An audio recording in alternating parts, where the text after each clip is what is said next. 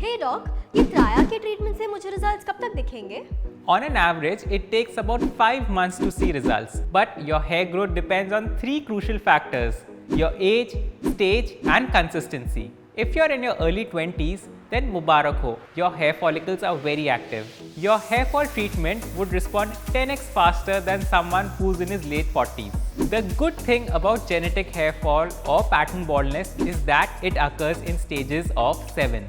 Traya's data shows that 93% of customers are between stages 1 to 5 and will definitely see results in just 5 months. But if you have any underlying health conditions like hormonal imbalance or health deficiencies, the time taken to see results may vary up to 8 to 10 months. Lastly, being regular with the treatment is the key to see faster results. जितना consistent रहोगे, उतना जल्दी hair regrowth मिलेगा.